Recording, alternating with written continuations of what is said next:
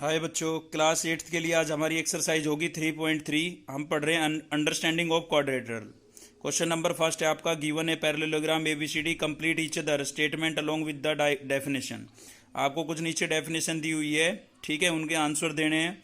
सबसे पहले हम थोड़ा पैरेललोग्राम के बारे में जान लेते हैं कि आपको ये ए बी सी डी एक पैरेललोग्राम नजर आ रहा है, ठीक है। तो इसमें आपको मैं बता देता हूँ कि ये ए बी जो है इसकी अपोजिट साइड क्या है, इसकी अपोजिट साइड है सी डी।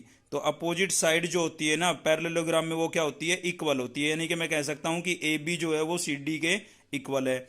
ऐसे ही आपका जो बी सी है, आपका जो बी सी है वो ए डी के इक्वल है, ठीक है। आगे बढ़ते हैं। ऐसे ही आपका यहाँ पर जो डायगोनल होंगे वो एक दूसरे को बाइसेक्ट करते हैं। तो भाई ओ सी जो है ना, ओ सी डायगोनल वो किसके इक्वल होगा, ओ ए के इक्वल होगा। पैरेललोग्राम में अपोजिट साइड इक्वल होती है और जो डायगोनल होते हैं वो एक दूसरे को बाइसेक्ट करते हैं, ठीक है, बाइसेक्ट करते हैं, इक्वल टू पार्ट्स में डिवाइड करते हैं। तो इसका मतलब ओ ए जो है वो ओ सी के बराबर होगा और ओ बी जो है वो ओ डी के बराबर होगा, ठीक है। चलिए आगे बढ़ते हैं। तो देखिए, अभी जो हमने स्केच देखा था उस पर बेस हमें इन क्वेश्चनों के आंसर देने हैं। फर्स्ट आंसर है कि ए डी किसके इक्विवेलेंट है। क्वेश्चन में आपको केवल ए डी लिखा मिलेगा, आपको बताना है कि ए डी साइड किसके बराबर है, ठीक है ना।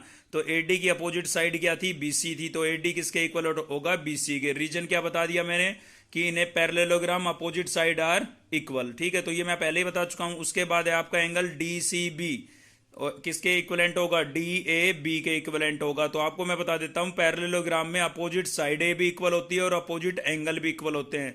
तो आप जब पीछे स्केच में देखोगे तो ये एंगल, इस एंगल का अपोजिट एंगल ये है, ठीक है। तो in parallelogram opposite angles are equal. तो पैरेललोग्राम में जो अपोजिट एंगल होते हैं वो क्या होते हैं, इक्वल होते हैं। ऐसे आपको क्वेश्चन में खाली ओसी लिखा मिलेगा, आपको बताना है कि ओसी किसके इक्विवेलेंट होगा। तो ओसी जो है वो डायगोनल का ही एक पार्ट है। मैंने बताया था कि डायगोनल जो होते हैं वो एक दूसरे को बाइसेक्ट करते हैं। तो ओसी का दूसरा पार्ट क्या होगा, ओ ए होगा। अगर आप स्केच में देखेंगे तो यहाँ पर ओ, ये ए और ये सी है। तो ओ ए किसके इक्वल होगा, ओ सी के। ये तो सेकंड अगला क्वेश्चन है, मैं आपको थोड़ा समझा रहा हूं इसमें, ठीक है। तो जो डायगोनल होते हैं वो बाइसेक्ट करते हैं एक दूसरे को। ऐसे ही फोर्थ पार्ट है आपका M time job D A B plus M time job C D A किसके इक्विवेलेंट होगा। तो ये 180 डिग्री के इक्विवेलेंट होगा। क्यों, क्योंकि एडजेंट्स एंगल है। एडजेंट्स एंगल क्या होते हैं, जो एक ही लाइन पर बनते हैं।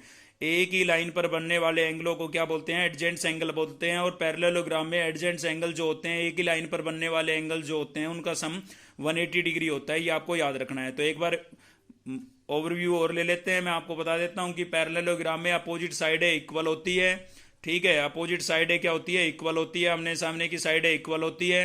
अपोजिट एंगल भी इक्वल होते हैं, आमने सामने के एंगल भी इक्वल होते हैं। डायगोनल एक दूसरे को बाइसेक्ट करते हैं और एडजेंट्स एंगल जो होते हैं उनका सम 180 डिग्री होता है, ठीक है। चलिए आगे बढ़ते हैं। अगला है हमारा क्वेश्चन नंबर सेकंड का थर्ड पार्ट मैंने लिया है। इससे पहले कि हम इस क्वेश्चन को करें, मैं आपको कुछ बातें बता देता हूं। यहां पर देखिए, ये दो पैरेलल लाइनें हैं आपकी। एक लाइन ये है पैरेलल, एक लाइन तो आपके पास ये है और एक लाइन ये है। ये दो पैरेलल लाइनें हैं और ये कैसी लाइन है, ट्रांसवर्सल लाइन है भाई, ठीक है। तो मैं आपको बता देता हूं कि जैसे ये एंगल है ना, ये जो एंगल होगा इसका, एक मिनट, तो ये जो एंगल होगा भाई, इसका अल्टरनेट एंगल कहां पर होगा, यहां पर होगा। तो ये जो है इनको क्या बोलते हैं, हम अल्टरनेट एंगल बोलते हैं। और जो अल्टरनेट एंगल होते हैं ना वो इक्वल होते हैं। आपको दिख रहा होगा ये तिरछी लाइन के एक उधर है तो एक इधर है।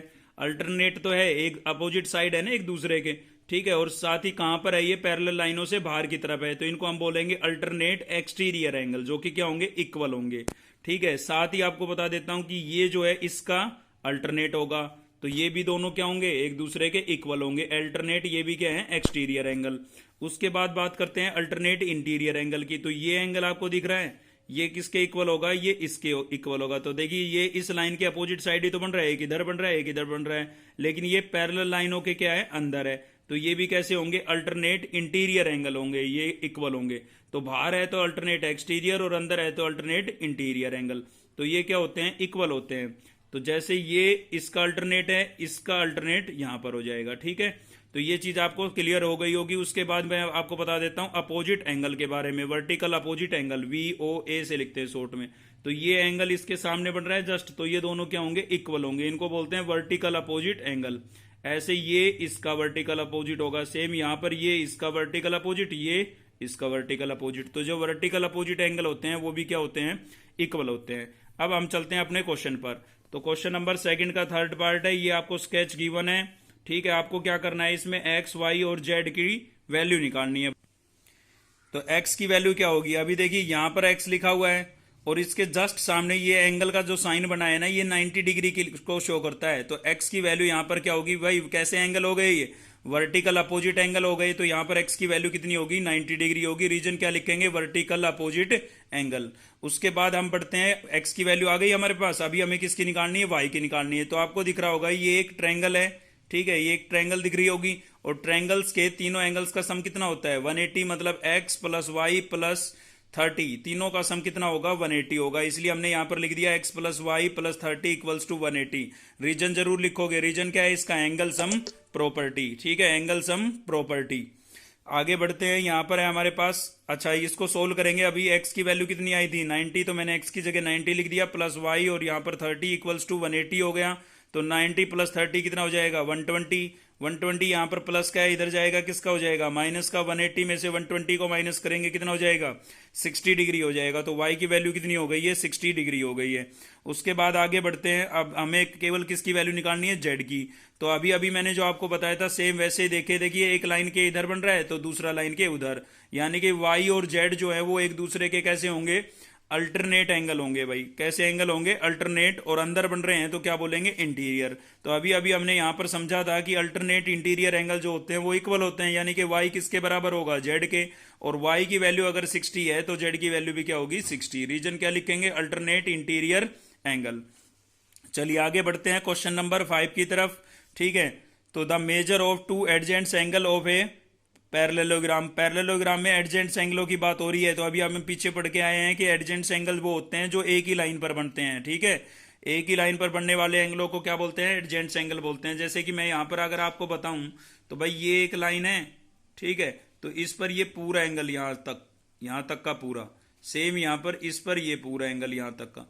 तो ये दोनों एंगल जो है ना, इनको हम एडजेंट्स एंगल बोल सकते हैं क्योंकि ये एक ही लाइन पर बन रहे हैं। ऐसे इस लाइन पर बनने वाले एंगल ये कंप्लीट और ये कंप्लीट, ठीक है, ऐसे बाकी ऊपर भी हो सकते हैं, तो इनको एडजेंट्स एंगल बोलते हैं। तो इसने बोला है कि दो एडजेंट्स एंगल है जिनका रेशियो आपको दिया हुआ है। तो देखिए रेशियो कभी भी दिया होता है तो उसके साथ हम एक्स लेट कर लेते हैं। तो एक्स लेट कर लेते हैं यहां पर हम, ठीक है। तो let the measure of two adjacent angle are. तो पहला एंगल हमने क्या लेट कर लिया है, 3x, और दूसरा क्या लेट कर लिया है, 2x। आपको पता है ये दोनों एडजेंट्स एंगल है तो इन दोनों का सम कितना होगा, 180 होगा। तो 3x plus 2x equals to 180। 3x plus 2x कितना हो जाएगा, 5x। 5 मल्टीप्लाई हो रहा है, उधर जाके डिवाइड हो जाएगा। 180 को 5 से डिवाइड करेंगे कितना आ जाएगा, 36 डिग्री। अब हम एंगल की वैल्यू निकाल सकते हैं। तो फर्स्ट एंगल निकालेंगे तो क्या होगा, 3 इंटू एक्स। भाई फर्स्ट एंगल क्या माना था, 3 इंटू एक्स, और एक्स की वैल्यू कितनी आई, 36। तो एक्स की जगह क्या लिख देंगे यहां पर, 36 लिख देंगे। तो 3 इंटू एक्स की जगह 36 को 3 से मल्टीप्लाई करेंगे 108 डिग्री आ जाएगा। सेकंड एंगल हमने क्या लेट किया था, 2x। तो एक्स की जगह क्या लिख देंगे, 36 को 2 से मल्टीप्लाई करेंगे कितना आ जाएगा, 72 डिग्री आ जाएगा। तो क्लास 8th के लिए आज हमारा इतना ही था। इस एक्सरसाइज के अंदर केवल 5 क्वेश्चन ही हैं, ठीक है। तो वो हमने कवर कर लिए। अगर आपको वीडियो अच्छी लगी तो लाइक करें, शेयर करें, सब्सक्राइब कर ले चैनल को और बेल आइकन को दबा लें ताकि नेक्स्ट वीडियो का नोटिफिकेशन आपको मिलता रहे। Thank you.